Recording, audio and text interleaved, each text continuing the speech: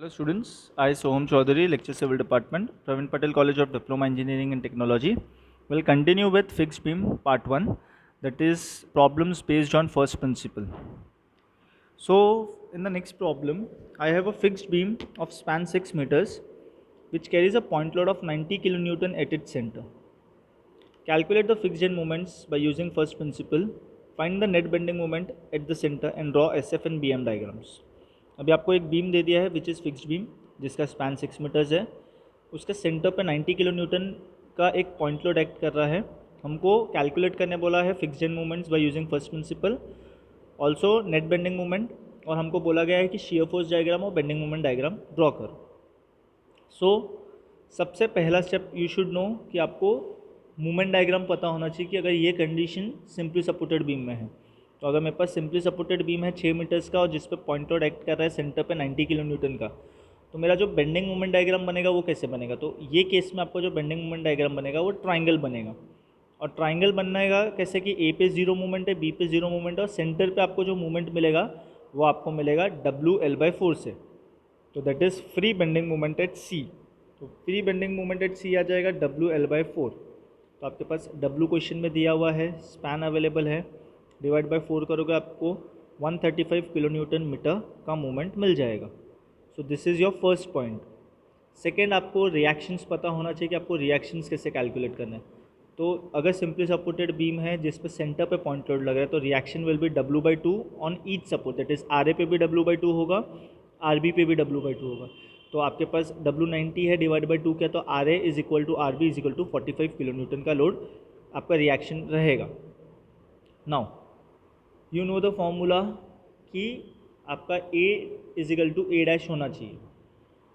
Just remember one thing, we will be using this formula only when the load is acting at the centre. अभी first condition में भी हमने यही देखा था कि UDL है, तो UDL भी सेंटर पे ही एक्ट करता है. ये भी देखा कि हमने ये जो पॉइंट लोड दिया है ये भी सेंटर पे एक्ट कर रहा है. तो ये A is equal to A' हम तभी यूज़ करते हैं कि जब मेरे पास लोड सेंटर पे एक्ट कर रहा होता है. तो फर्स्ट आपका A क्या होगा, आपका bending free bending moment diagram, that is triangle का area half into base into height. A' क्या होगा, आपका जो फिक्स्ड एंड मोमेंट है उसके कारण जो डायग्राम बनेगा, तो उसके कारण जो डायग्राम बनेगा वो रेक्टेंगल बनता है.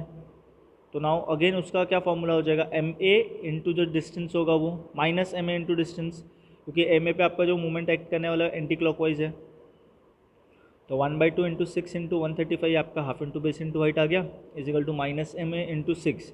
ये आपका A' का एरिया आ गया. तो यहाँ से जब सब कैंसिल हो जाएगा तो आपको MA और MB का वैल्यू मिल जाएगा -67.5 किलो न्यूटन मीटर. तो यहाँ तक आपने फिक्स्ड एंड मोमेंट्स कैलकुलेट कर लिया है. Note, the fixed end moments are always negative. अभी आप बोलोगे कि सर A पे एंटी क्लॉकवाइज था इसलिए नेगेटिव है, चलेगा, बट B पे क्लॉकवाइज था. बट ऑलवेज नोट कि जो आपका फिक्स्ड एंड मोमेंट रहेगा वो हमेशा नेगेटिव ही रहेगा. अगेन यहाँ पे भी हमने क्या कैलकुलेट करना है, पॉइंट ऑफ कॉन्ट्राफ्लेक्चर कैलकुलेट करना है. Due to the symmetry the 2 points of contraflexure that is D and E will be equi distance from the ends. देखो अभी आपका जो लोड एक्ट कर रहा है वो सेंटर पे एक्ट कर रहा है, तो आप A से कैलकुलेट करो कि B से कैलकुलेट करो, जो आपका डिस्टेंस होगा वो दोनों एंड से इक्वल होगा क्योंकि सिमेट्री है. So again what I will do is I will take a section XX at a distance of X फ्रॉम A और फ्रॉम B, जहाँ से भी आपको लेना है. Now MX is minus MA, जो एंटी क्लॉकवाइज मूवमेंट A पे लग रहा है, that is -67.5 plus RA into X. तो आपने अभी कैलकुलेट किया था RA का value 45, so 45 multiplied by X. तो from now using this equation I will get the value of X as 1.5 metre. हमने क्या किया, MX को 0 से इक्वेट कर दिया, तो this becomes 45x is equal to 67.5, hence x is equal to 1.5.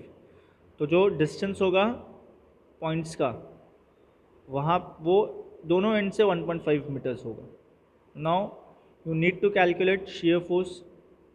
तो shear force from A to C will remain 45, क्योंकि आपका A से C के बीच में कोई लोड नहीं है. C पे आ गए आप तो 45 नीचे से लग रहा है, 90 ऊपर से लग रहा है, तो 45 माइनस 90 विल गिव यू -45. ये -45 C से लेके B तक सेम रहेगा और बी पे वो 0 हो जाएगा, क्योंकि बी पे नीचे से भी आपका 45 किलो न्यूटन का लोड लग रहा था, तो यहाँ पे ये शियर फोर्स डायग्राम बंद मतलब 0 पे आ जाएगा। So now this are the 4 diagrams. First is your free bending moment diagram, जब ये मैंने सिंपली सपोर्टेड बीम कंसिडर किया और बेंडिंग मोमेंट डायग्राम बनाया। सेकंड आपका म्यू डैश डायग्राम है, जो आपका फिक्स्ड मोमेंट के कारण बन रहा है। थर्ड आपका सुपर इम्पोज डायग्राम है, जिससे हम नेट बेंडिंग मोमेंट कैलकुलेट करेंगे। और फोर्थ आपका शियर फोर्स डायग्राम है। तो नेट बेंडिंग मोमेंट अभी आपको कैसे मिला? अगेन आपको पता है कि आपको सेंटर में, ट्राइंगल के सेंटर में 135 किलो न्यूटन मीटर का मूवमेंट है, और आपका एम ए और एम बी 67.5 है। तो आपने 135 में से 67.5 को माइनस किया, तो आपको सेंटर में 67.5 का नेट बेंडिंग मोमेंट मिला है। So this was my sum. So just remember, you will be using the formula A is equal to A dash only when the load is acting at the center. Now, third problem. A fixed beam of span 6 meter carries a point load of 78 kilonewton at 4 meter from left support. Calculate the fixed end moments. अभी देखो, ये अगर आप diagram देखोगे screen पे, तो this shows that the load that is of 78 kilo Newton is not acting at the centre. तो ये ए से लेके लोड तक का डिस्टेंस 4 मीटर्स है और बी से लेके लोड तक का डिस्टेंस 2 मीटर्स है। तो नाउ अगेन यहाँ पे आपको क्या करना पड़ेगा? सबसे पहला स्टेप आपका वही है कि आपको जब ये बीम सिंपली सपोर्टेड बीम होगा और ये लोड एक्ट कर रहा है at a distance of 4 metres, तो इसका मूवमेंट डायग्राम कैसे बनेगा? सो नाउ यहाँ पे भी आपका जो मूवमेंट डायग्राम है वो ट्राइंगल ही बनेगा, बट जो इसका अपेक्स आएगा वो लोड के लाइन में आएगा। So now over here you have formula to calculate the bending movement which is WAB/L। तो मूवमेंट एट C जो आपको मिलेगा वो WAB/L से मिलेगा। तो W कितना है आपके पास? 78, A 4 है और B 2 है, एंड L आपके पास 6 है। तो W that is 78 multiplied by 4 multiplied by 2 divided by 6। तो ये करने से आपको 104 किलो न्यूटन मीटर का मूवमेंट मिल जाता है एट पॉइंट C। नाउ अब यहाँ पे थोड़ा सा चेंज है। यहाँ पे आपको क्या करना पड़ेगा? आप A is equal to A dash वाला फॉर्मूला यूज़ नहीं कर सकते, क्योंकि मैंने अभी रिपीट किया है कि वो फॉर्मूला हम तब यूज़ करते हैं जब लोड सेंटर पे एक्ट करता है। तो अभी आपके पास यहाँ पे दूसरे फॉर्मूलेज यूज़ करने हैं आपको, दैट इज़ 2 फॉर्मूलाज आपके पास MA plus MB is equal to -2A divide by L। दूसरा फॉर्मूला है MA plus 2MB is equal to -6AX bar upon L square. यहाँ पे A आपका एरिया है जो आपने मोमेंट डायग्राम बनाया है उसका, और X बार उसका CG है, आपको कैलकुलेट करना है। So now A is nothing but half into base into height. तो आपके पास half multiplied by 6 multiplied by 104 करोगे तो आपको 312 मिल जाएगा। नेक्स्ट आपको X बार कैलकुलेट करना है। तो यहाँ पे X बार कैलकुलेट करने के लिए आपके पास फॉर्मूला है L plus A divided by 3। तो L आपके पास 6 है, A क्या है आपका 4 मीटर्स है, 10 डिवाइडेड बाई 3 गिव्स यू 3.33।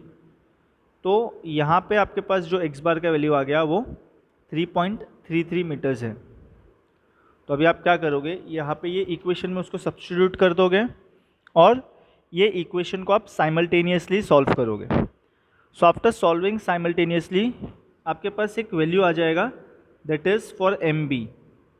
जब आप MB कैलकुलेट कर लोगे तो MB का वैल्यू आपको मिला 69.33 किलो न्यूटन मीटर। अब फर्स्ट या सेकेंड इक्वेशन में कहीं पे भी MB का वैल्यू सब्स्टिट्यूट करते हो तो आपको यहाँ से MA का वैल्यू मिल जाएगा। So now MA is -34.67 kilo newton metre and MB is -69.33 kilo newton metre. तो यहाँ से आपके पास दोनों एंड्स पे फिक्स्ड एंड मोमेंट्स आ गया। अब लास्ट में आपको दिख रहा होगा कि चेक दिया हुआ है यूजिंग डायरेक्ट फार्मूलाज। तो डायरेक्ट फार्मूलाज आप तब तक यूज़ नहीं कर सकते कि जब तक आपको क्वेश्चन में फर्स्ट प्रिंसिपल बोला। अगर फर्स्ट प्रिंसिपल नहीं बोला है then you can directly use the formula, but यहाँ पे क्वेश्चन में स्पेसिफाई किया गया है कि आपको फर्स्ट प्रिंसिपल यूज़ करना है। तो जस्ट वी आर चेकिंग कि अगर हम फॉर्मूला से भी करते तो आंसर क्या वेरी होता है या नहीं होता है। तो now over here direct formula अगर हम यूज़ करते हैं तो formula is -W AB² / L² for MA, for MB it is -WBA² / L²। तो यहाँ से अगर आप चेक करोगे तो MA और MB का जो वैल्यू आया है दैट इज़ सिमिलर, कि वो सेम वैल्यूज है। तो MA is nothing but -34.67 kilo newton metre and MB is -63.33 kilo newton metre.